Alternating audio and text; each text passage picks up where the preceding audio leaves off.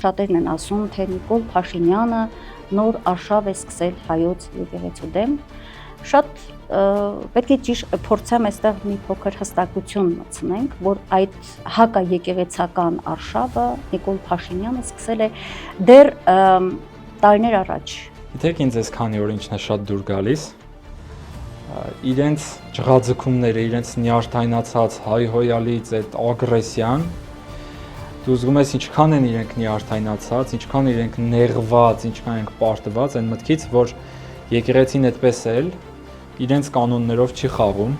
երկրի առաջին դեմքի ստատուսները, փոստերը, ինչ մակարդակի մասին ենք, հա մենք խոսում ամոթելա։ Դրա հիմքը ընդամենը այն է, որ իրան չեն պատասխանում։ Թուրքիան իմ թշնամին է ու մշտապես մնալու է թշնամի, քանի դեռ ես ցեղասպանության ճանաչում, հատուցում չեմ տեսել։ Ես միայն իմ թշնամի պետություններին կցանկանամ ունենալ այսպիսի ղեկավար։ Ես երբևէ թույլ չեմ տալու, որ ադրբեջանցի զբոսաշրջիկ լինի Երևանում։ Ես դա շատ հստակ ասում եմ։ Աստված մի արասցե մի օր ես Երևանում տեսնեմ ու իմ նման ես վստահ եմ լիքը տղերք։ Ինչքան ուզում են թող անվանեն, ռևանշին ստանվանեն, ինչ ուզում են անվանեն։ Իրենք իմ թշնամիներն են, իրենք իմ եղբայրներին սպանողներն են, իրենք իմ եկեղեցին պղծողներն են։ Ոչ մի հիմք, ոչ մի ապացույց, օդի մեջ, բամբասանքներով հոգևորականներին դատողն Աստված է։ Այ դա է ուզում հարցնել։ Միայն Աստված։ Եթե այդ կերպարի մեջ է մտել այսօր Նիկոլ Փաշինյանը եւ փորձում է դատել հոգևորականներին, ես ուզում եմ հասկանալ իրեն նպատակը, ուղղակիորեն կրկնում եմ Փաշազադե կոչվածի, Փաշինյան Փաշազադե, հա, իր այս խոսույթը, թե եկեղեցին հայոց տարածաշրջանում խաղաղությունն է, այսպես, հա, խարխլելու միտված քայլեր է անում։ Այսինքն մենք նույն բառապաշարն ենք տեսնում եւ դա պիտի բարձրաձայնենք, որ մեր ժողովուրդը տեսնի ինչի մասին է խոսքը։ Մեր ժողովուրդը այլևս իրենց չի տեսնում։ Այս պատերազմը նա չի շահելու։ Նա արդեն իսկ պարտված է։ Ողջույն սիրելի հայրենակիցներ, մենք հաղորդաշարն է Հայք News լրատվականի եթերում։ Հյուրս այսօր Թովմաս Արաքելյանն է, աստվածաբան, պրոդյուսեր։ Շնորհակալ եմ Հարգարժան Թովմաս հրավերս ընդունելու համար։ Ես եմ շնորհակալ, վաղուց սպասված զրույց է։ Քեզ, այո, իմ կողմից նաև եւ քեզ ընդունելը շատ հաճելի էր։ Պիտի տարբեր հասկանալի թեմաներով անդրադառնանք այն նույն խնդրին, ինչի շուրջ բոլորս մտահոգ ենք մի քանի օր է, փոթորկված ենք ազգովի, թեպետ այդ փոթորկումը կարելի է ասել արդեն 7 տարի եւ ավելի է։ Ուզում եմ հետևյալ հարցից սկսեմ այսօրվա մեր զրույցը։ Տեսեք, վերջի շրջանում շատերն են ասում, թե Նիկոլ Փաշինյանը նոր արշավ է սկսել հայոց եկեղեցու դեմ։ Շատ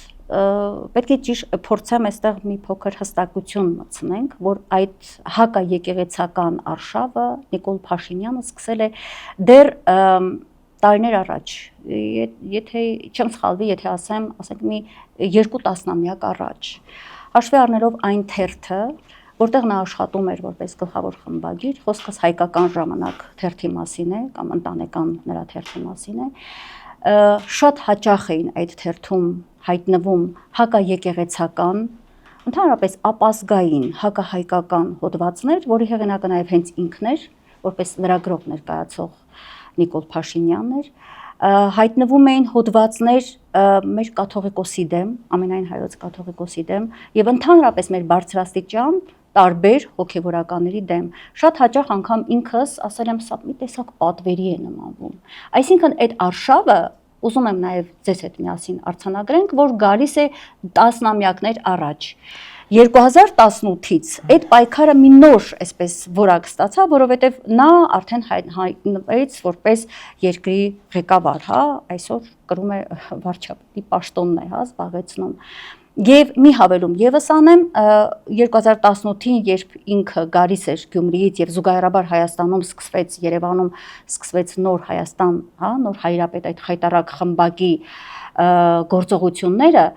որոշ ժամանակ անց, տարիներ անց դրանից հետո ԱԱԾ նախկին տնօրենը անկեղծորեն խոստովանել էր լրագրողների հետ զրույցում, որ այդ խմբակի գործողությունները հրահրված էր Նիկոլ Փաշինյանի։ Իզուր չէ, որ այդ խմբակի առաջնորդներից մեկը հիմա Գյումրիում տնտեսագիտական համալսարանի ռեկտոր է, Կարեն Պետրոսյան։ Վարձատրվել են այդ ամենի համար, բայց այնուամենայնիվ գիտեք ինձ այսքանի օր ինչն է շատ դուր գալիս, իրենց ջղաձգումները, իրենց նյարդայնացած հայհոյալից այդ ագրեսիան, դու զգում ես ինչքան են իրենք նյարդայնացած, ինչքան իրենք նեղված, ինչքան իրենք պարտված այն մտքից, որ եկեղեցին այդպես էլ իրենց կանոններով չի խաղում, իրենց խաղը չի խաղում, իրենց օրակարգով չի, հա։ Չի թելում, ունի իր սեփական օրակարգը, իր սեփական դրվածքը եւ իր սեփական խաղի կանոնները։ Իրենք քանի օր է հարց են տալիս, այդ հարցին ոչ մեկ չի պատասխանում, իրենք հիմա արդեն այսօրվա հոդվածներն եմ նայում, արդեն գրում են, այ քանի որ դուք լռում եք, ուրեմն մենք ճիշտ ենք։ Այսինքն երկրի առաջին դեմքի ստատուսները, փոստերը, ինչ մակարդակի մասին ենք, հա մենք խոսում ամոթելա։ Դրա հիմքը ընդամենը այն է, որ իրան չեն պատասխանում։ Ասենք դուք պատկերացնում եք Անգլիայում, մենք մինչև եթեր մտնելա Անգլիայի մասին էինք զրուցում, դուք պատկերացնում եք Անգլիայի թագավորը բան ասի, Քենթերբերի arczepiskopos-ը չպատասխանի։ Ինքն էլ ասի, դե որ չի պատասխանում, ուրեմն ես ճիշտ եմ։ Բայց Անգլիայի թագավորը կանի այնպիսի գրառումներ, ինչպես օրինակ անում է եկեք տեղից հասկանանք, հա, Նիկոլ Փաշինյանի հայոյախոսությունը։ Չենք համեմատում իրականում, ես միայն իմ թշնամի պետություններին կցանկանամ ունենալ այսպիսի ղեկավար։ Այս այն դեպքը չի, որ ես կասեմ թշնամուս էլ չեմ ցանկանա, ես թշնամուս միայն դա կցանկանամ։ Իմ թշնամի պետություններին Թուրքիան իմ թշնամին է ու մշտապես մնալու է թշնամի, քանի դեռ ես ցեղասպանության ճանաչում, հատուցում չեմ տեսել ես կամ իմ հաջորդ սերունդներից մենք դա տեսնելու ենք վստահաբար։ Ադրբեջանն իմ թշնամին է, երբևէ չի դառնալու հարևան, երբևէ չի լինելու, ես երբևէ թույլ չեմ տալու, որ ադրբեջանցի զբոսաշրջիկ լինի Երևանում։ Ես դա շատ հստակ ասում եմ։ Աստված մի արասցե մի օր ես Երևանում տեսնեմ ու իմ նման ես վստահ եմ լիքը տղերք։ Իսկ Փաշինյանը պատրաստում է 300,000 Փաշինյանը կարողանալու է մեզ ինչ որ ձև վերահսկել, ինքը կարողանալու է ինչ որ իշխանություն ունենալ, ինքը այնքան իշխանություն չունի, որ ասում եք, այս երկրում չունի ոչ իշխանություն, ոչ լսարան։ Կարծում եք։ Խոսում են ադրբեջանցիներին Հայաստան բերելուց, խոսում են ադրբեջանցիներին հիմա Երևանում, Հայաստանում ապրում է տղա։ Ես հիմա նույնիսկ չեմ խոսում հոգևոր, բարձր կատեգորիաներից, ես խոսում եմ շատ աշխարհիկ, շատ պարզ, բառմթերքով։ Հայաստանում կա տղա, որը պատրաստ է ընդունել Երևանում կամ Հայաստանի որևէ մարզում ադրբեջանցի զբոսաշրջիկների, նույնիսկ այդ մակարդակում, նույնիսկ վերաբնակեցվողների մասին չենք խոսում։ Ինչքան ուզում են թող անվանեն, ռևանշիստ անվանեն, ինչ ուզում են անվանեն։ Իրենք իմ թշնամիներն են, իրենք իմ եղբայրներին սպանողներն են, իրենք իմ եկեղեցին պղծողներն են։ Դա իրենց մասով։ Ինչ վերաբերում է մարդկանց մասով։ Հայտարարություն են անում, մենք այս եկեղեցու զավակներ ենք։ Ոնց եք խոսում ձեր մոր հետ։ Լավ, հասկացանք, ոչ մի սրբություն չունենք։ Բայց մորդ հետ այդպես կարելի է խոսել։ Եթե հայ առաքելական եկեղեցին քո մայրն է, ու քո դիտարկմամբ, քո աշխարհայացքից մայրը սխալվել է։ Մորդ մասին Facebook-ում ստատուս ես գրում։ Մորդ մասին այդպես ես բացում վերանդ։ Քո մայրն է հայ եկեղեցին։ Իր մեկնաբանությունը լսել եք։ Ինչպես է ասում։ Որ անվտանգության խնդրի առաջ են կանգնած, մենք պետք է հարցերը լուծենք, որպեսզի մեր եկեղեցում նման իրավիճակներ չլինեն, հա։ Իրենց էջերին հետևում են ամբողջ աշխարհից։ Այսինքն դու քո ընտանեկան հարցը հանել ես հրապարակային դաշտ նախ, երբ որ վստահ կարող ես գալ, խոսել, հասկանալ, հարցնել, պատասխան ստանալ, ոչ մի հիմք, ոչ մի ապացույց, օդի մեջ, բամբասանքներով, ինչ որ շատ հայտնի բան կա, չէ՞, ընդհանրապես ԱՊՀ երկրներում տարածված, որ շքամուտքերի մոտ, շենքերի նստած էին, հիմա չգիտեմ, այդ ծերունդն էլ արդեն հավանաբար չկա, արդեն տատիկները համացանցում մեկնաբանություններ են գրում, իսկ այն ժամանակ տատիկները սովորություն ունեին, նստում էին շենքի շքամուտքի դիմաց, միշտ 3-4 տատիկներ, ես փոքր ժամանակ հիշում եմ, մեր շենքի մոտ միշտ 3-4 տատիկ կար, ու այդ տատիկները միշտ շատ հստակ բնութագրում էին։ Հիմա 80-ից տատիկը, որ նստած է շքամուտքում ու ասում է, այ վաղինակի հարսը փչացած է, դու դեռ կարող ես ասել, լավ տատիկ է, հիմա ներողամիտ լինենք, տարիքն առել է մարդը, հա, բայց ոչ տարիքն է։ Հիմա շատերը այս օրերում նաև ասում են գժվել է, չի գժվել, ժոր շատ հստակ ասում են դեղերը, հայտնի խոսքն է, չէ, դեղերն ասում են պակասել է, գիշ չէ։ Եթե դեղերը պակասել է, այնպես չի, որ ինքը չունի մեղք չկա, մարդը հիվանդ է, հիվանդին դա մեղք չի, հիվանդ է անում է, չես կարող բայց նման հիվանդը իրավունք ուներ հայտնվելու։ Այդ շատ կարևոր է հասկանալ։ Մենք հիվանդության մասին չենք խոսում։ Մենք խոսում ենք ճշգրիտ հաշվարկված, ճշգրիտ մշակված, քաղաքական, այսպես ընթացքի մասին։ Այսինքն ծրագիր է իրականացվում։ Ծրագրի մասին, լսարան վերցնելու մասին, բլոգինգի մասին։ Ես ինքս զբաղվում եմ բլոգինգով, ես գիտեմ ինչ ենք մենք անում, երբ որ մեր ակտիվը ընկնում է։ Բայց չեք հարվածում, չէ, բլոգերները ինչեր են անում։ Չէ, բայց պետքա հարվածել պետությանը կամ հոգևոր արժեքներին, որպեսզի այդ դիտումները շատանան։ Երբ որ սպառել ես բոլոր հնարավորությունները ու նաև չունես ամոթ հրաժարվելու, վերջին կռվանը դա է, բայց հիմա տեսեք, սա վերջին կռվանն է, վերջին հնարավորությունը, որովհետև բոլոր ոլորտներում իրենք ունեցել են հակահաջողություններ, մեծ չակերտներով հաջողություններ, բոլոր ոլորտներում կարողացել են իրենց գաղափարախոսությունը հաստատել, եկեղեցում չեն կարող ու չեն կարողանալու։ Տեսեք, այսօր ինչ է քննարկվում եկեղեցու մեղքերը։ Նախ եկեղեցին փայլուն գիտի իր մեղքերը, եկեղեցին ամենօրյա ապաշխարության մեջ է, դրա մասին շատ եմ խոսել,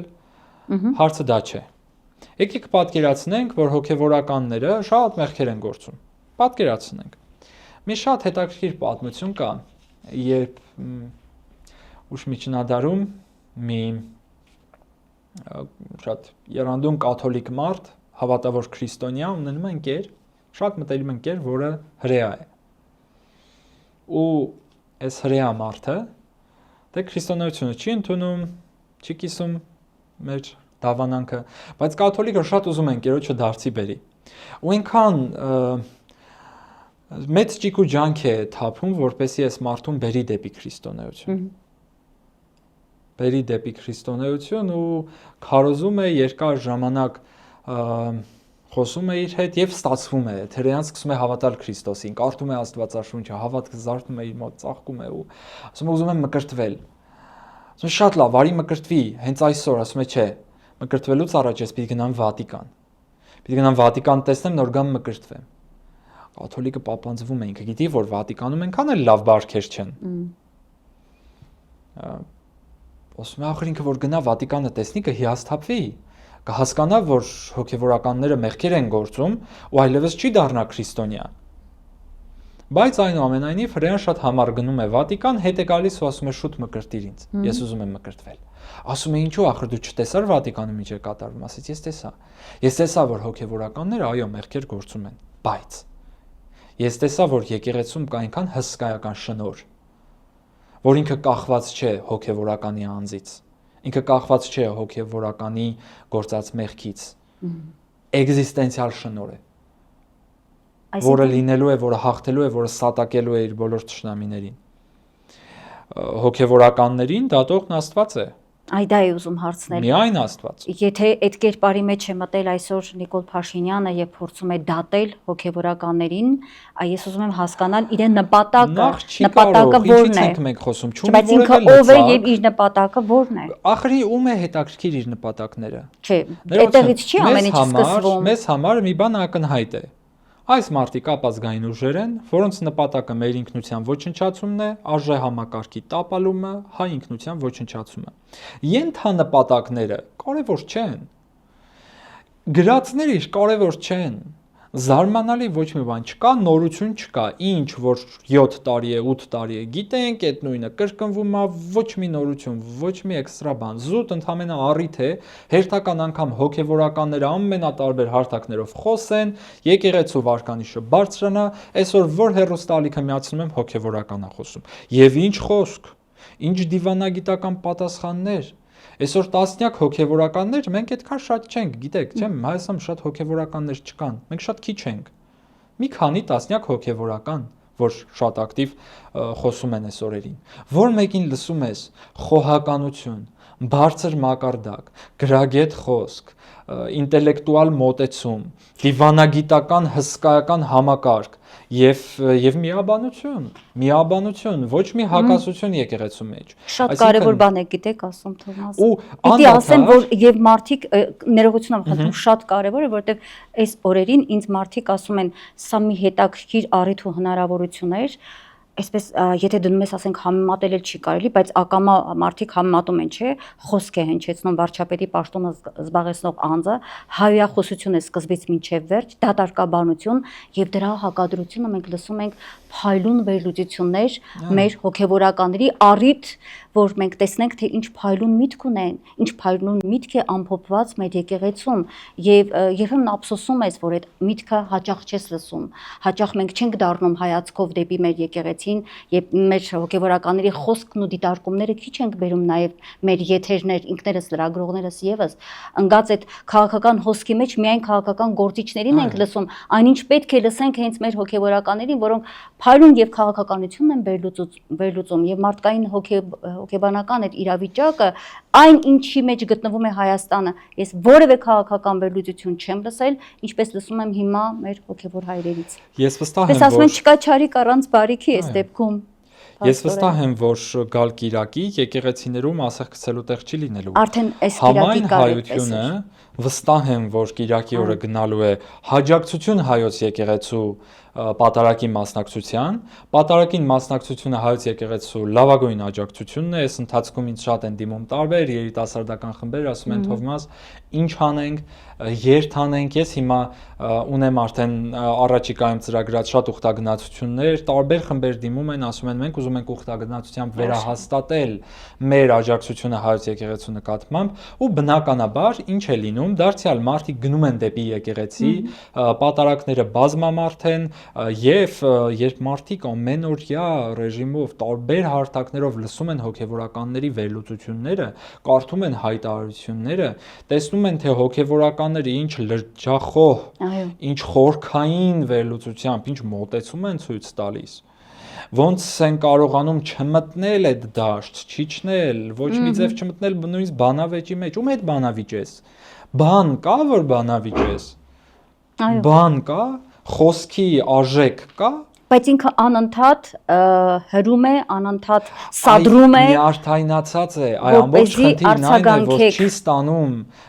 Մայրաթոր Սուրբ Էջմիածնից համարժեք պատասխաններ, չի կարողանում ստիպել Մայրաթորին մտնել իր օրակարգ, Մայրաթորն էլ իր հայտարարությամբ շատ հստակ ասեց՝ մի ներքաշեք հայոց եկեղեցուն արհեստական օրակարգերի մեջ։ Մեր հայտարարությունից եւս կխոսենք, այո, դա շատ հետաքրքիր եւ շատ կարեւոր է։ Հայոց եկեղեցին պարզապես չմտավ իր օրակարգը ու դրանից մենակ ինքը չէ, իր ամբողջ քարոզչական մեքենան պարզապես պապանձվել է։ Այո, բայց մյուս կողմից էլ չեք կարծում, որ այնուհանդերձ պատասխաններ, օրինակ կա մի շերտ հասարակության մի շերտ, որ ասում են մենք այդպես է չստացանք պատասխան կուսակրոնության հետ կապված եւ այլն, պետք է իջնել այդ մակարդակի եւ մանրակրկիտ պատասխանել Փաշինյանի չուլանային մտածողությանը։ Ոչ, չի կարելի, որովհետեւ երբ որևէ մեկը, նույնիսկ օրենքով, հա, օրենքի առաջ, երբ որևէ մեկն ասում է Թովմասը գող է, Թովմասը երբեք կարիք չունի գնալու եւ ապացուցելու, որ Թովմասը գող չէ։ Իսկ ինչպես անենք, որ այն հասարակությունը ապացուցողը, մեղադրողն է միշտ։ Մեղադրյալը երբեք պիտի չապացուցի իր անմեղությունը։ Ապացուցում է մեղադրողը, դա բոլոր օրենքներում, հռոմեական կայսրությունից սկսած, մշտապես բոլոր լուրջ բանավեճերում ապացույց է ներկայացնում մեղադրող կողմը։ Ես չեմ կարող ապացուցել ձեզ, որ ես գող չեմ։ Ինչ որ ապացուցի, որ դու գող չես։ Դե ապացուցի։ Ես բանուգործ չունեմ, պիտի սրան ապացուցեմ, որ ես գող չեմ, նրան ապացուցեմ, որ ես այս չեմ, այն մյուսին այն չեմ, դու ապացուցի, որ ես գող եմ։ Ես է կբերեմ հակափաստարկը։ Ես ճիշտ Եթե հասկացա ձեր ապացույց կա, միտքը։ որ ես գող եմ, Եթե էլ կա։ հակափաստարկը ո՞րն է։ Ես պիտի կամ ներողություն խնդրեմ, կամ պարզաբանում տամ, կամ այդ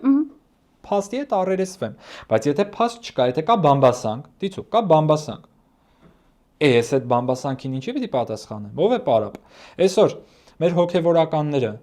Միքայել arczepiskopos Աջապայան, Բագրատ arczepiskopos Գալստանյան, Մայրաթորում լսեցինք ֆանտաստիկ խոսքը Արշակ Սրբազանի, Վարդան Սրբազանի։ Այս ընթացքում ընդամենը մի քանի րոպե առաջ մինչև նկարանման գալը միասին լսում ենք հայրասողիկի խոսքը։ Լսեցինք եպիսկոպոսած ժողովի հայտարարությունը եւ ամենատարբեր հարթակներում անուն առանուն կարելի է երկար թվարկել են հոգեվորականներին, ովքեր ներկայացրել են իրենց տեսակետը շատ նախանձախնդիր, երբեմն կոշտ, երբեմն ավելի դիվանագիտական, ընդ որում հոգեվորականներն են տարբեր եւ տարբեր մոտեցումներ ունեն եւ դա շատ գեղեցիկ է տեսնել, որ եկեղեցում էլ կան տարբեր տեսանկյուններ, բայց դրանք այնքան համահունչ են, ինչպես Օգոստինոս Երանելին էր ասում, առաջնայնում միաբան, երկրորդայնում ուրեմն տարբեր, բայց ամեն ինչում սիրով, այսինքն այս բանաձևի մեջ եկեղեցին շատ հստակ իր ասելիքը ասում է, ասողին ուղղակի լսող է պետք։ Այո, դե եթե կա ցանկություն լսելու։ Ով ականջ ունի լսելու, կլսի, ով ականջ չունի, չի լսելու, ոնց ուզում ես ասա, հայտարարությամբ ասա, ամեն եթերով ասա, ականջ չունեցողը չի լսելու։ Հիմա դառնանք կոնկրետ հայտարարությանը, շատ հետաքրքիր ու հակասական էր, ես կարծիքները նկատեցի, ոմանք գտան, որ ավելի շատ պիտի լիներ կոշտ, ավելին էր մեր ակնկալիքը, 200 տարի մեր եկեղեցին նզովք չի ասել, գուցե հենց այսօր այդ պահն էր, որովհետև մենք դաժան ժամանակներ ենք ապրում, վարչապետի աթորին մի մարդ է, որը հակահայկական է ու հակաեկեղեցական, այո։ Պետք չի աստվածաբանության ու եկեղեցագիտության ու առավել եւս բարագիտության դասեր տալ հայոց եկեղեցու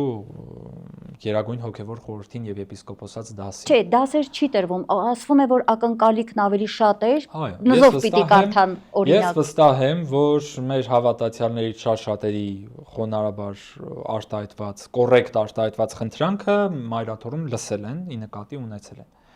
Շատ կարևոր է մնալ կոռեկտության սահմաններում եւ ես միշտ ասում եմ, եկեղեցու նկատմամբ կոռեկտ պիտի լինեն բոլորը, կապ չունի իշխանությունը, թե ընդդիմությունը։ Երբեմն ընդդիմությունը չի զիջում իր բառապաշարում ընդդիմությանը։ Մենք շատ դեպքեր ունեցել ենք, երբ որ ընդդիմության մեջ էլ իշխանությանը չզիջող արտահայտություններով են խոսել մեր սրբազանների մասին։ Հիմա այդտեղ նույն ձև պետք է ասես կարգի հրավիրեք ձեզ։ Այնպես որ ինչ ասեմ, այսինքն դուք հայտարարությունը դիտում եք սթափ, ինչպես շատերն են նաև գնահատում, մեր 1724 տարվա խոնարհությամբ։ Եկեղեցուն բնորոշ արժանապատիվ խոսք։ Որդիական խոնարհությամբ։ Մենք պիտի սովորենք հայոց եկեղեցու նկատմամբ ունենալ որդիական խոնարհություն։ Այսինքն ընդունենք այն, ինչ կա։ Եվ մենք չլինենք դատողը մեր եկեղեցու հայրերի։ Հարցեր տալ, մենք կարող ենք խնդրել, մենք կարող ենք մեկնաբանել, մենք կարող ենք կոռեկտության սահմաններում արտահայտել նույնիսկ քննադատողական ինչ որ վերաբերմունք։ Թեև ես այս հայտարարության հետ կապված կարծում եմ ինչն ենք քննադատում։ Ծանրակշիռ, հստակ բնորոշումներով ուղիղ խոսքեր, որը այնքան հստակ նշանակետին է հարվածել, որ 3 օրը ուշքի չեն գալիս։ Հետ կապված, այո, ուշքի չեն գալիս։ Դուք տեսեք ինչ է իրենց մեջ, ինչ խոճապ է իրենց մոտ։ Իրենք չէին սպասում այսպիսի հարված։ Այսինքն սպասում էին, որ պետք է իջնեն իրենց մակարդակի, հա, Նիկոլ Փաշինյանին այդ հարցեր էր, չէ, հնչեցրել։ Քերիներ են ոմանք փնտրում, ինչպես ասել է սպասում էին, որ հայոց եկեղեցին պիտի արդարանա։ Այ ամենամեծ խնդիրն այն է, որ այս վարչախումբը սպասում էր, որ հայոց եկեղեցին իրենց առաջ պիտի մեղավոր աշակերտի նման արդարանա, ինքնաարդարացմամբ զբաղվի։ Մենք ինքնաարդարացմամբ երբեք չենք զբաղվում։ Ինքնաարդարացումը շատ մեծ մեղք է։ Ինքնաարդարացումը Ադամի ու Եվայի հիմնական սխալներից մեկն էր։ Երբ Ադամը սկսեց Աստծո առաջ ոչ թե ապաշխարել ու ներողություն խնդրել, այլ ասել այն կինը, որին դու ինձ տվեցիր, ու մեղքը գցել կնոջ ու նույնիսկ Աստծո վրա, կինն էլ մեղքը գցեց օձի վրա ու սկսեցին ինքնաարդարանալ։ Մենք իրենք սպասում էին ինքնաարդարացում, իսկ մենք չենք ինքնաարդարանալու։ Մենք ինչ ենք ասում։ Եթե պիտի խոսեք բամբասանքով, գնացեք խոհանոց, խոսեք։ Մտեք Facebook, խոսեք։ Մտեք ձեր ուրեմն լավ, այդ բառով էլ չեմ հակադարձի, բայց խորդանոցային ձեր աշխարհայացքի մեջ հավաքվեք ձեր խմբակով, խոսեք, այնքան խոսեք, 20 տարի խոսել եք, 50 տարի էլ խոսել եք, 1000 տարի էլ խոսել եք, մեր որ հոգևորականի մասին բամբասանք չի եղել։ Ինչու Գրիգոր Լուսավորչին չէին բամբասում, Կոմիտասին չէին բամբասում, թե Խրիմյան Հայրիկին չէին բամբասում, թե Վազգեն Վեհապարին չէին բամբասում։ Վազգեն Վեհապարի հետ կապված բամբասանքները սարսափելի է, նույնիսկ մեջ բերել չեմ կարողանա։ Ես նույնիսկ իրապես արտաբերել չեմ կարող այդ բամբասանքները։ Բայց ես հիշում եմ, երբ ուսումնասիրում էի արխիվը ու տեսնում էի թե 88-ին ինչ է եղել Վազգեն Վեհապարի հետ կապված այդ մեդիաներում եւ այլն, սարսափելի էր։ Ես երեխա ուսումնասիրում էի արխիվներով, ասում էի լավ, ոնց կարելի է, որովհետեւ ես արդեն մեծացել եմ այն մտքով, որ Վազգեն Վեհապարը մեր սիրելի կաթողիկոսն է, բայց երբ առերեսվում ես այն մտքի հետ, որ ինքն այդպեսին դարձավ մահից հետո, հասկանում ես, որ ցավոք այդ կա մեր ժողովրդի մոտ, հետո է գնահատվում, ինչը ցավալի է։ Բայց այս օրերին նաև հայտարարության հետ կապված շատերը հիշեցնում էին, որ մենք ունեցել ենք կաթողիկոսներ, ովքեր այսպես բարդ իրավիճակներում հոտի առաջն ընկած առաջնորդող որպես տարել է դեպ Սարդարապատ, օրինակ Գևորգ 5-րդի օրինակն է հիշեցվում եւ ասվում է, որ սա հենց այսօր մենք այդ Սարդարապատյան օրերն ենք եւս ապրում, գուցե մեր կաթողիկոսը պետք է ոչ թե հայտարարություն անի, ես սա ոչ թե քննադատություն եմ Իսեր Աստծո ասում, ինքս որովհետեւ դեմ եմ այդ տեսակի մարդկանց։ Գևորգ կաթողիկոսն էլ այլ դառնալ առաջնորդող եւ գուցե իսկապես սուր ավելի խոսքով սրանց իրենց տեղը մինչեւ վերջ նստեցնել եւ ընդհանուր մինչեւ կներեք, ուզում եմ որ նզովքի հետ կապված ասեք, պետք է այսօր ի վերջո հնչեցնել այդ հարցի հասցեատերը Իսեր Աստծո, ես Չէ, ձեր կարծիքը հետաքրքիր է ուղղակի։ Որը ես ունեմ մի կարծիք, որ հայոց եկեղեցին իր Գերագույն հոգևոր խորհրդով եւ եպիսկոպոսած դասով փայլուն գիտակցում է իրավիճակը, փայլուն կտրված չէ իրականությունից, լրիվ ամբողջապես տեսնում է, եթե ես տեսնում եմ մի սեկտորը, իրենք տեսնում են ամբողջապես եպիսկոպոսական բարձունքից, եւ ես վստահում եմ իմ եկեղեցուն, ես վստահում եմ իմ հոգևորականաց դասին։ Եվ մի անգամ չէ, որ ես համոզվել եմ, որ հայոց եկեղեցին հավասարակշռության խորհրդանիշն է։ Հայոց եկեղեցին մեր երկրում հավասարակշռության խորհրդանիշն է։ Այն հավասարակշռությունը, համբերատարությունը, այն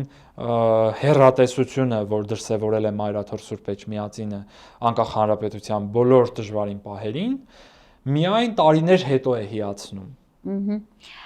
Թոմաս, ուզում եմ մեկ հարցի եւս անդրադառնամ, այս պահը ամփոփենք։ Տեսեք, Նոր Հայաստան, Նոր Հայրապետ շարժումը եւս որ ստեղծվեց այդ խմբակին, հա, իրենց նպատակը նորից եկեղեցու ներսում փոփոխություններ իրականացնել էր։ Իրենք ասում էին, որ լիքը սխալներ կան, ի վերջո պետք է մեր եկեղեցին փոփոխի, ճիշտ ուղով գնա։ Հետո նորից սևեռվել էին կաթողիկոսի վրա, ոմանք ասում էին Նիկոլ Փաշինյանը երևի ուզում է սրտի կաթողիկոս ունենալ, հա, բոլոր ոլորտներն իրեն է ենթարկել, հա, հիմի փորձում է այսօրվա դրությամբ, օրինակ վերջերս նորից ասեց, չէ, Հայաստանի Հանրապետության իշխանությունը պետք է մասնակից դառնա այդ կաթողիկոսի ընտրության եւ այլն եւ այլն։ Չէ, բացի այստեղ երազելուց մարդ ուղղակի ցանկություններ ունի, չի կարողանում կատարել։ Ինչ, անլուրջ մարդ։ Այսինքն ուզում է վերահսկել եկեղեցին։ Ինձ անհետաքրքիր է ինքն ինչ է ուզում։ Ես մի բան գիտեմ, որ ինքը ոչ կարող է եկեղեցին վերահսկել, ոչ կարող է եկեղեցուն որևէ փոփոխություն կատարել, ոչ կարող է եկեղեցու վրա որևէ լծակ օգտագործել,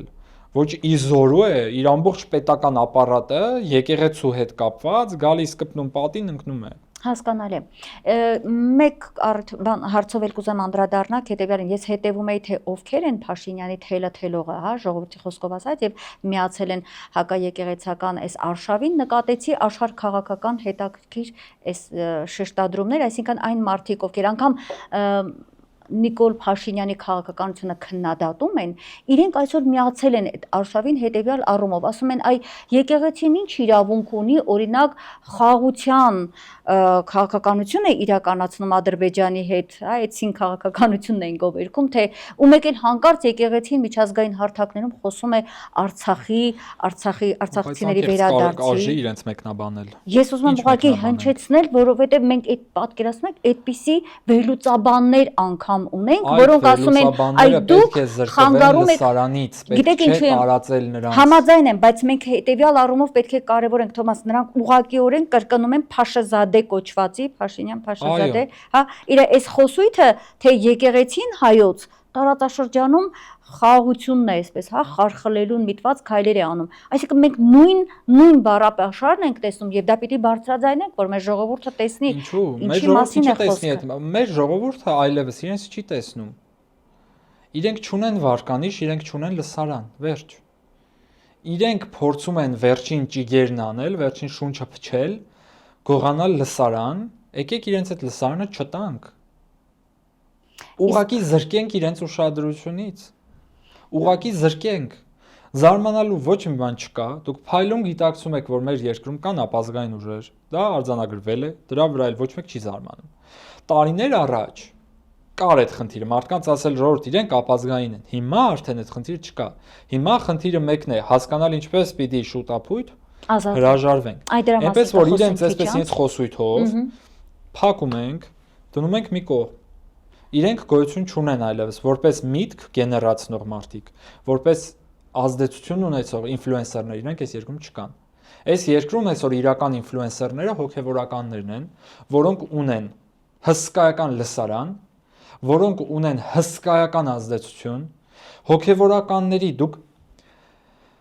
դուք արդյոք տեսել եք վերջին ժամանակներում, թե ինչ հսկայական լսարան է գեներացրել հայոց եկեղեցին։ Յուրաքանչյուր հոգևորականի, յուրաքանչյուր հարցազրույցի տակ նայեք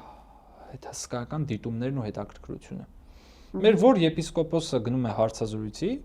այդ հարցազրույցը դառնում է տվյալ լրատվամիջոցի ամենադիտված հարցազրույցը։ Համաձայն։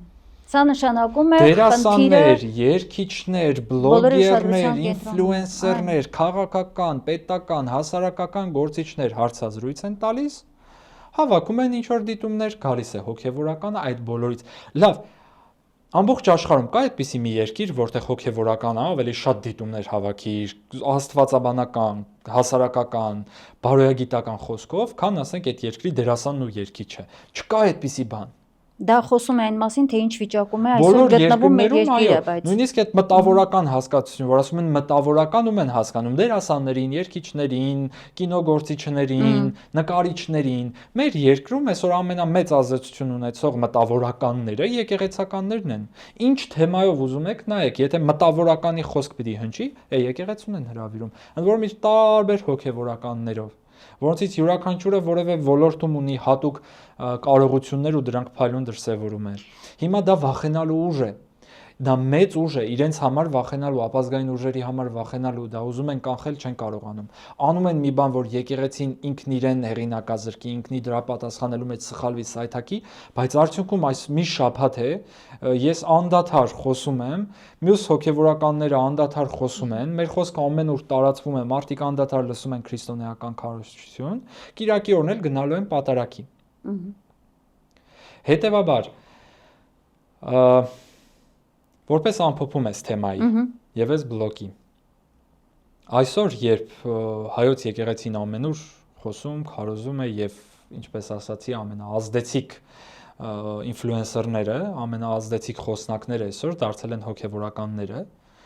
ի շնորհիվ այս իրավիճակի։ Ամենուր հոգևորականների խոսքը սպասված է, բոլորը սպասում են եկեղեցականների խոսքին, ու երբ լսում են, ստանում են լուրջ կոնտենտ, լուրջ մակարդակ,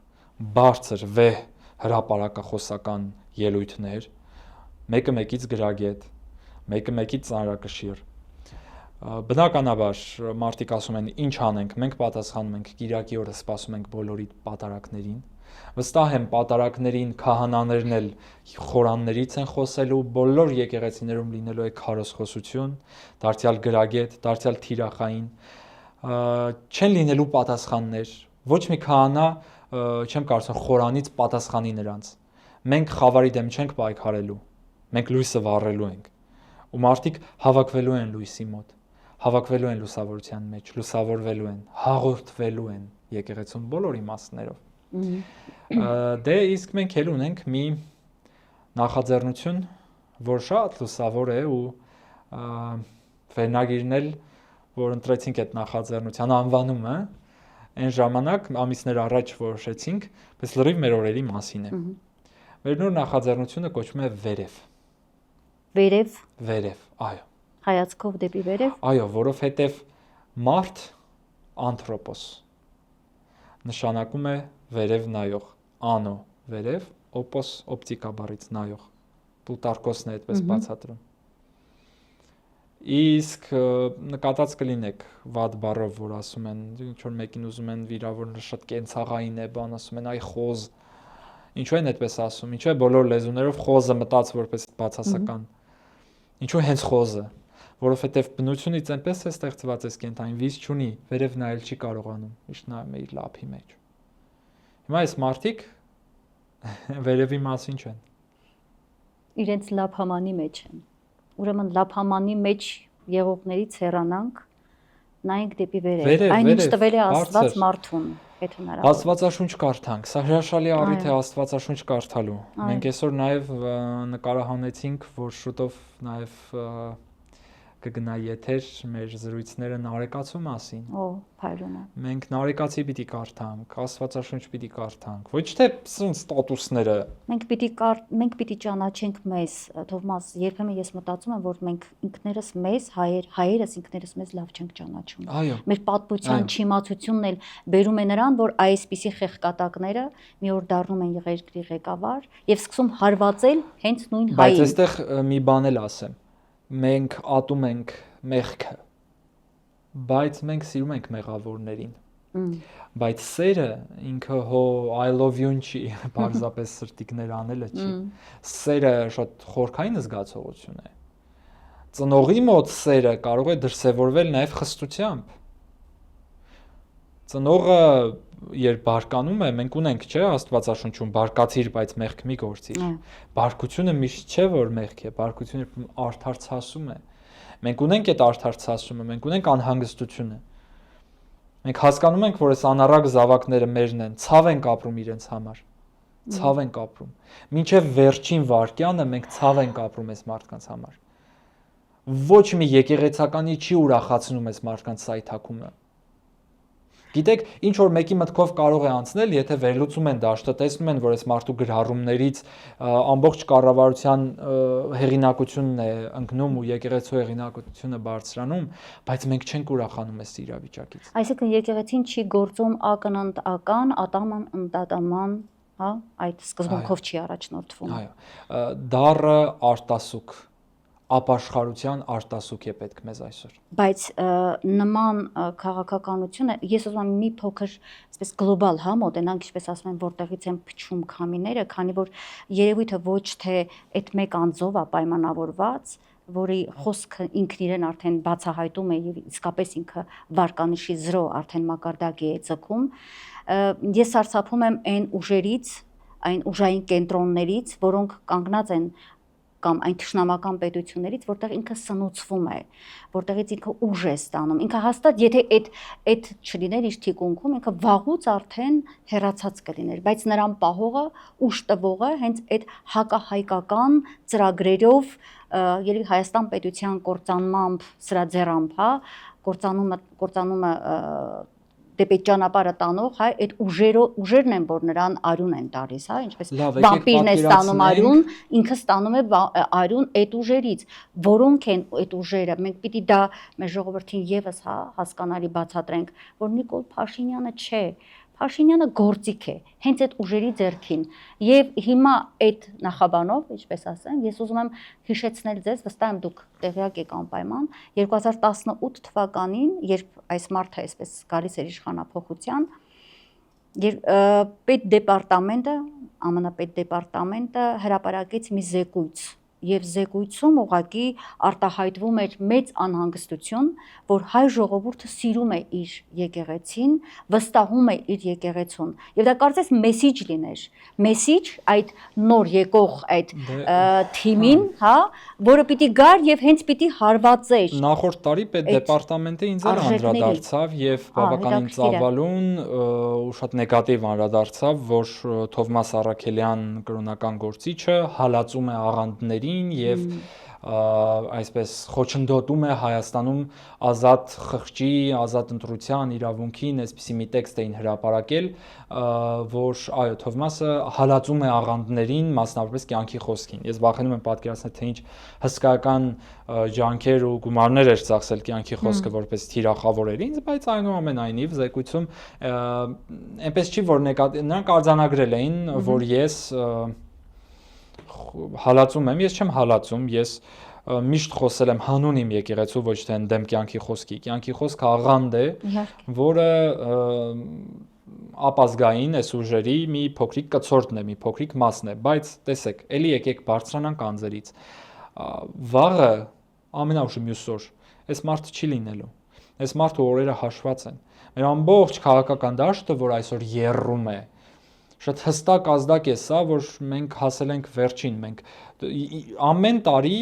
մեզ թվում է, որ էլ ուր, էլ ինչ, բայց այս տարի արդեն մենք վստահ տեսնում ենք, որ իր վերջին գործերն է անում, վերջին հրամաններն է կատարում, գիտեք, երբ նոր է սկսում, ասենք, օտար ուժերի գործակալը նոր է սկսում իր աշխատանքը, իրեն դեռևս խնայում են,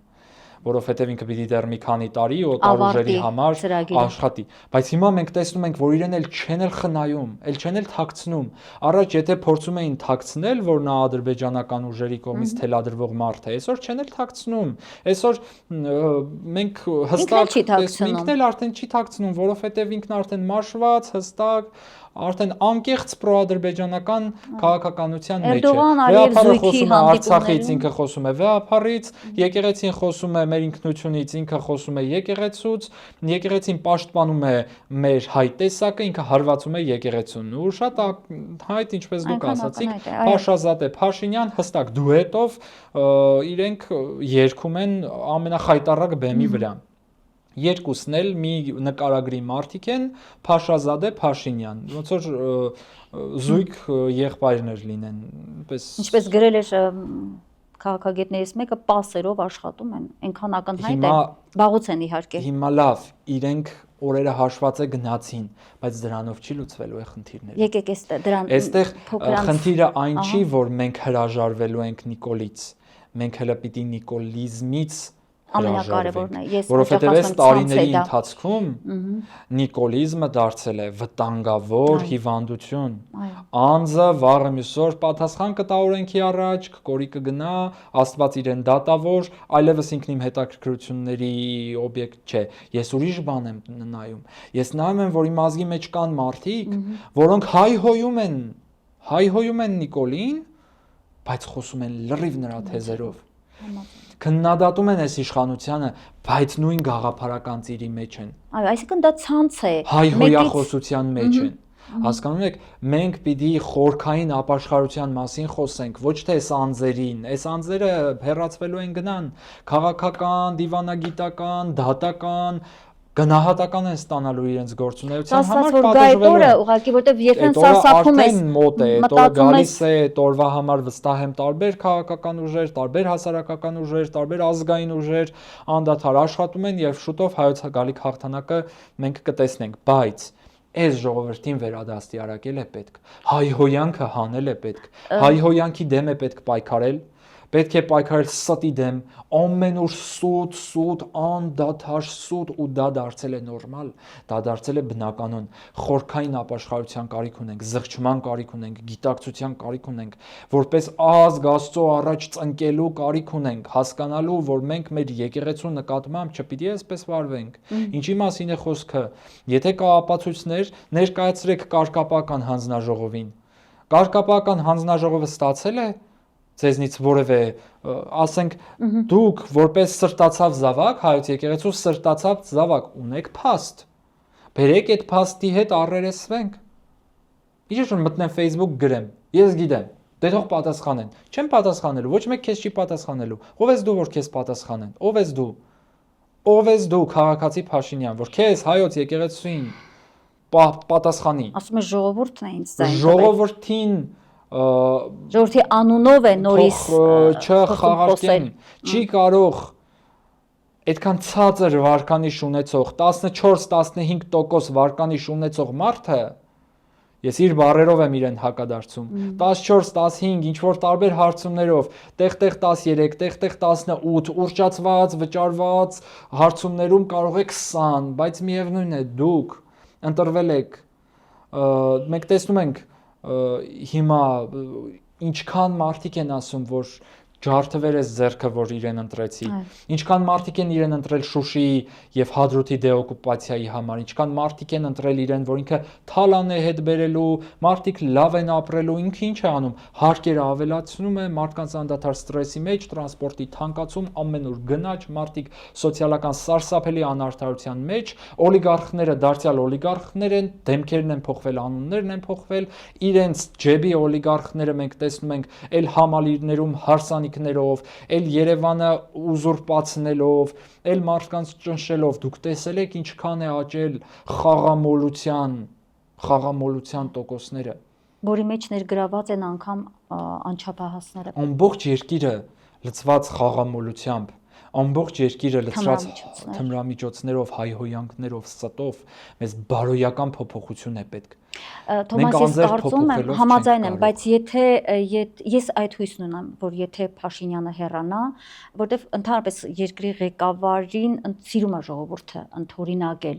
եթե հեռանա եւ նրա փոխարեն լինի արժանապատիվ ազգային դիմագիծ ունեցող պետականամետ այր, մենք շատ արագ այդ փոփոխությունը կտեսնենք։ Այո, փոփոխությունը կարծում եմ, որ արագ կլինի, բայց պետք է անմիջապես հետո, այս ամենից անմիջապես հետո պետք է լծվել, այո, նիկոլական աղբից մաքրել, բարոյագիտական դարձան, մեկնաբանություններում ինչ խայտարակություն է, դու տեսնում ես մարդիկ ինչեր են գրում, կանայք ինչեր են գրում, ես վստահ եմ հիմա կգան այս մեկնաբանությունների տակ ու կսկսեն գրել, բնավ չեմ նեղվում, փառք Աստծո, հանրային գործունեության 2 տարիների ընթացքում ես ծով համբերությամբ, ծով սիրով, այսինքն ոչ մի նեղվածություն չեմ ունենում, բայց մեկ-մեկ ես կարդում եմ հոգիս ցավում է, լավ էս մարդը, որ սա գրել է, կամ վճարված է, վստահ եղեք։ Չէ, գիտեք, մենք սիրում ենք ասել fake-ը։ Ես հետևից գնում եմ fake է, բայց ինչքան գնում եմ կամ ադրբեջանցի է կամ fake է։ Այդպես չի։ Երբ որ մարդը մտնում է, տեսնում է 10 վատ մեկնաբանություն, 11-րդը գրում է։ Գիտեք, երբ որ փողոցի մեջ աղբ է լցրած, դու ձեռքիդ աղբը ավելի հեշտ ես գցում այդ աղբի մեջ, քան երբ որ մաքուր է։ Մաքուր տեղը առաջին աղբը գցելը դժվար է։ Մենք պիտի կարողանանք բարոյական լուրջ մեր լեզուն մաքրենք, միտքը մաքրենք, գործերը մեր մաքրենք։ Լավ, ինչքան կարելի է իջնել։ Պիտի դառնանք բարոյական ազգ, բարոյական։ Տեսեք, կուզեմ հետևյալին անդրադառնանք, Թովմաս, եւ նաեւ այսպես կամած գնանք ամփոփման, հա,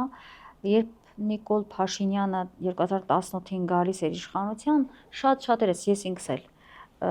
վերլուծություններում, մեր հարցազրույցներում մեր մեծ մտավախություն արտահայտում ենք հետևյալ 3 ուղղություններով. գալիս է Արցախը հանձնելու, գալիս է Հայաստան-Ռուսաստան հարաբերությունները խաթարելու, ռազմաբազան նաև հանելու, հա, այս ուղղությամբ էր ասվում նաև, եւ գալիս է արժեքներին խփելու, եւ մեջտեղում կար մեր եկեղեցին։ Մենք այն ժամանակ 18 թվականին հստակ արձանագրում էինք, որ նա անելու է այդ քայլերը, հետո հիշում եք, չէ, եկավ Միացյալ Նահանգների ներկայացուցիչ, այստեղ կարծրատիպեր ջարդելու հրահանգ տվեց ու գնաց։ Եվ մենք ինչ տեսանք։ Արցախը նրան հաջողվել է, հա, որոշակի քայլեր իրականացնել։ Արցախը հանձնեց թշնամուն, հաջողվեց նրան։ Հայաթափված է մեր Արցախը։ Նրան հաջողվել է նաև խաթարել հայ-ռուսական այդ բարեկամության հարաբերությունները եւ այն ինչ կա ամեն դեպքում ուրախալի չէ, հա, մեղմ ասած լավ չէ։ Հիմա ես ուզում եմ հետեւյալ ձևով հարցը տալ։ Ինչ եք կարծում կամ չեք կարծում, որ այս պատերազմում եկեղեցու դեմ ուղված պատերազմում նա պարտվելու է։ Այս պատերազմը նա չի շահելու։ Նա արդեն իսկ պարտված է։ Այս երկրում նա վաղուց դարձել է պարտության սիմվոլ, պարտության խորհրդանիշ, պարտության մարմնացում, ու ինչպես Միքայել arczepiskopos Աջապայանն ասաց, եթե ինքն ամեն ինչի ընդունակ է, մենք էլ ամեն ինչի պատրաստ ենք։ Մեր պատմական դարավոր փորձառությամբ, մեր դարերի երկհազարամյակի ավանդության վրա հիմնված իմաստությամբ մենք ամեն ինչի պատրաստ ենք։ Մենք շատ խոսել ենք եկեղեցու պատմության ամենատարբեր էպիզոդներից։ Գիտեք, այս ընթացքում ինչն է դուրս գալիս։ Ամբողջ համացանցը ողողված է տարբեր հայոց եկեղեցու տարբեր էպիզոդների, այդ պատմական դրվագների նկարագրություններով։ Մեկը Սարդարապետն է նկարագրում, մյուսը Օձնեցուն է նկարագրում, մյուսը Խրիմյան Հայրիկին, մյուսը Կոմիտասին, մյուսը Գարեգին II-ի շինարարական գործունեության ու դնում կաթողիկոսների կերպարներին անդրադարձ կա, ճիշտ եք նկատել։ Իրենք ամեն ինչ արեցին, որպեսզի հայոց եկեղեցու պատմությունը դպրոցից դուրս գա։ Հայոց եկեղեցու պատմությունը այսօր մտել է բոլորի տուն, բոլորի ընտանիք, բոլորի շուրթերին է։ Ռադիո ես միացնում, հայոց եկեղեցու պատմություն է դասավանդվում այսօր։ Հեռուստատեսություն ես միացնում, հայոց եկեղեցու պատմություն է դասավանդվում։ Եվ մենք առիթ ունենք այսօր իրական ժամանակում տեսնել մեր Վարդան Մամիկոնյաններին ու Վասակսյունիներին։ Մենք նայում ենք ամբողջ եկեղեցու պատմությունը այժմ էական պրիզմայով։ Մենք հաղորդվում ենք հայոց եկեղեցու պատմությանը։ Ինձ մոտ հստակ տպավորություն է, որ մենք ապրում ենք եւս մի կարևոր պատմական փուլում։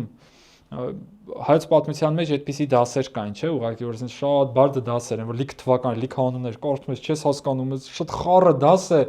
ու դու հասկանում ես, որ դու ապրում ես այդ խառը դասի մեջ։ Իսկ ես խշում եմ այն երեխեքին, որոնք վաղը մյուսօր պիտի պատմական էսեջը սերտեն, շատ բարդ է լինելու։ Պապական խոսքաշունը տիրոջը չի ճանաչում, օրերում ենք ապրում ու հետո շատ դժվար է լինելու վերլուծել սրանից հանել կարևորը, բայց կարևորն ինչ է, կարևորն այն է, որ այս պատմությունից մենք պիտի բարոյապես հաղթած դուրս գանք։ Եկեղեցին կհաղթի, այդ չի հարցը, սրանք արդեն իսկ պարտված են, հավատացեք, անձերի մեջ չի խնդիրը։ Խնդիրն այն է, թե արդյոք մենք այս պատմության մեջ բարոյապես կկոփվենք, արդյոք մենք կձգտենք ավելի լավին, վսեմին, այն որ մարդիկ ցասումով են լցվել այս գրառումների նկատմամբ, դա հրաշալի է։ Հույս է տալիս, որ ընթացքը լավ է։ Բայց միևնույն ժամանակ պետք է աղոթել։ Տերնիկ Դեմիրճյանն ասում էր՝ «Հայն ատում է ծես, ձև, ասիճան, քաղաքավարություն»։ Ամբողջ երկիրը լցրել է եկեղեցիներով, բայց տարին մեկ անգամ չի մտնում այնտեղ աղոթելու։ Առօրյա աղոթքել այն առհասարակ չի անում, բայց այս չաղոթող ցեղի նարեկացու շուրթերից էր, որ թռավ աղոթքի ամենաբարձր թռիչքն առ Աստված։ Այդ ամենաբարձր թռիչքը մեզ հիմա անհաղորդ է։ Մենք պիտի կարդանք նարեկացի, մենք պիտի կարդանք շնորհալի, մենք պիտի կարդանք մեր եկեղեցու հայրերին, որ հասկանանք եկեղեցու նիստ ու կացը կարգ ու կանոնը, հասկանանք, որ այդպես չի, ինչպես Facebook-ում է նկարագրված։ Լավ հիշեցում արեցիք Դեմիրճյանի հայից, այդ հատվածով ամեն դեպքում այդտեղ հետաքրքիր կերպարը երևում է հայի ծայրահեղ, որի չափը չափազանցն է։ Այո, շատ հետաքրքիր դիտարկում է։ Եվ կուզեմ ամփոփենք, անընդհատ ասում եք, այնքան լավատեսություն եմ տեսնում ձեր խոսքում, հուսամ, որ դա արդարացված իրատեսական լավատեսություն է, որտեղ վերջի շրջանում ամեն օր, երբ մենք առիթ ենք ունենում մի նոր ցնցման առաջ կանգնել, այս անձի կողմից եւ իր քպեական, այսպես ասած, խմբակի ակամա կորցնում ես լավատեսությունը, որովհետև ասում ես լավ, ինչքան կարող է սա շարունակվել, երկիր կորցրեցինք նորից, այսպես զուսպ, ինչպես պորտկում չկա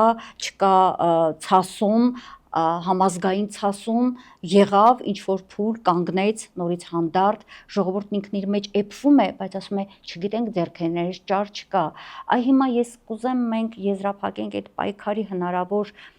ընթացքով վերջերս լսում եմ Բակրատ Սրբազանը իր հարցազրույցներից մեկում ասում է վերսկսվելու է պայքարը եւ անգամ նա այսպեսի մի միտք ասաց, որ դա օրերի մեջ կարող է լինել, այսինքն փոփոխություն եւ պայքարի ակնկալիք պիտի ունենանք ոչ թե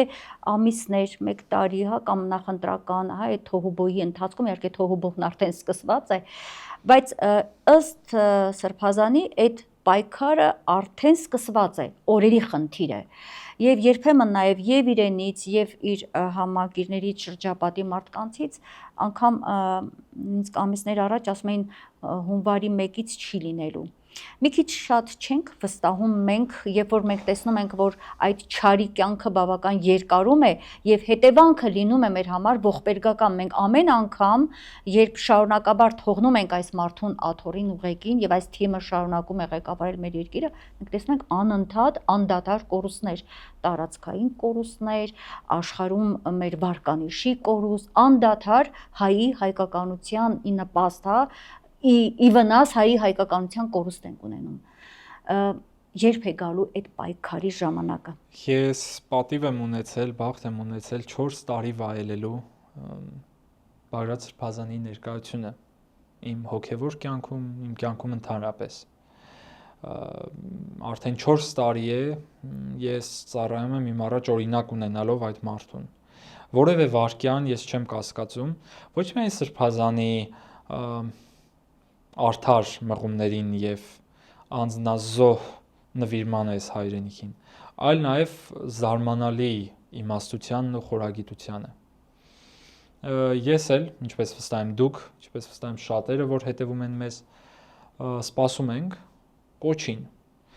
Ես վստահում եմ Բաղրատ Սրբազանին, ես վստահում եմ, որ այս տարվա ընթացքում արվել է հսկայական աշխատանք, սրբագրելու նաև են վրիպումները, որոնք բնականաբար կարող էին լինել ամբողջ քաղաքական դաշտում, մեր քաղաքական դաշտը շատ տկար է, մենք այսօր չունենք քաղաքական լուրջ դաշտ, եւ այն, որ հոգեվորականներն են այս ամբողջ հարվածն, այս ամբողջ լուծը վերցրել իրենց վրա, ինչպես մի անգամ Սրբազանն էլ ասեց, այն, որ Բաղրատ Սրբազանն է հրապարակում, դա մեր ամբողջ քաղաքական դաշտի ամոթն է, հետեւաբար քաղաքական դաշտում շատ կեղտ կա, որը պետք է մաքրել եւ որը միայն հոգեվորականները կարող են մաքրել։ Կարող են։ Ես վստահ եմ, որ կարող են։ Ես վստահ եմ, որ շատ շուտով մենք պիտի սկսենք ծանր հարատև աշխատանք երկրի բարոյագիտական դաշտ փոխելու ուղղությամբ, քարոզելու մարդկանց, քարոզելու, փոխելու ու բնականաբար ես սպասում եմ ամեն պահի կոչի, ես վստահ եմ, որ հսկայական աշխատանքը, որը արվել է այս տարվա ընթացքում, անակնկալ կերպով շատերի համար ցույց է տալու հսկայական արդյունքներ եւ նաեւ ակնկալում եմ, որ այս վախը, այս կենթանական վախը, որ ընկել է այս մարդկանց ջանը, նաեւ որոշակի սրանով է պայմանավորված, որովհետեւ իրենք էլ հո գիտեն, թե իրենց գլխի գալիքն ինչ է լինելու շուտով։ Հետաքրքիր է, այստեղ կարող է ավարտել, բայց գայթակղությունը շատ է շարունակելու լսելու ձեր։ Ես զինվոր եմ, որը սպասում է հրամանի։ Եվ ես կուզեմ, որ մեր երկրում հրամանը ներողություն խնդրում։ Յուրաքանչյուրը հրամանը դուք էլ կլսեք, փողերը կհնչեն եւ մենք բոլորով պետք է պատրաստ լինենք ոչ թե գործողությունների կներեք, պիտի դա ասեմ, որովհետեւ ժողովուրդն ասում էր, մենք միայն չենք ուզում լսել բեմում բարձացած մարդիկ, ուղղակի խոսք, ճար, ելույթներ, մենք գործողություն ենք ուզում։ Ինչ գործողություն, ինչ է այդ գործողությունը։ Գիտեք, շատերը, որոնք խոսում են գործողություններից, որ արագ մեզ կազատի այս իշխանությունը։ Ես շատ երիտասարդ եմ, բայց իմ փորձառությունը, մանավանդ վերջին 3 ընդդիմադիր շարժումներին ես մասնակցել եմ ինքս, եղել եմ, տեսել եմ։ Ես կարող եմ հստակ ասել, որ ովքեր շատ խոսում են գործողություններից, իրենք ոչ այնքան գործողություն են ուզում անել, որքան ուզում են գնալ տուն, բացել Facebook-ը, բացել որևէ news ու համակարգչից հետևել, թե ոնց են ուրիշները գործողություն անում։ Հետևաբար, եթե մենք խոսում ենք գործողություններից, եթե մենք խոսում ենք անելիքներից, այդ անելիքները լինելու են, այդ վստահ եմ ամբողջական պատկերացումը արդեն կա, թե ինչ է լինելու, ես ընդհանրապես զինվոր եմ, որ այդտեղ է լինելու, սպասելու է հրամանի եւ անձնվիրաբար եւ հավատարմորեն գնալու եմ մինչեւ վերջ, ես հավատարմությունը ամենաառաջնայինն եմ դնում։ Հավատարիմ զինվոր պիտի լինենք։ Եվ ես վստահում եմ։ Այսինքն հնչելու է եկեղեցու զանգը։ Դա շատ սիմվոլիկ է։ Թեկուզ, հնչելու է արժանապատվության զանգը, որը կբերի հաղթանակ մեզ։ Ես հավատում եմ անդառնալիորեն լավատեսության։ Ես էլ եմ հավատում։ Սպասենք ուրեմն այդ զանգին։ Շնորհակալ եմ։ Լավ եղեք։ Շնորհակալ եմ այս հետաքրքիր, ինչպես միշտ ձեզ հետ բազմաբովանդակ այս հարցազրույցի համար։ Վստահ եմ դեռ առիթ կունենանք հանդիպելու եւ ուրախությամբ խոսելու հնչած զանգի եւ հաղթանակի մասին։ Շնորհակալ եմ։ Ես եմ շնորհակալ։ Վերհիշեցնեմ իմ հեռուստադիտողներին, այսօր ես հյուրընկալել էի Թովմաս Արաքելյանին, Աստվածաբան, պրոդյուսեր։ Լավ եղեք, կհանդիպենք։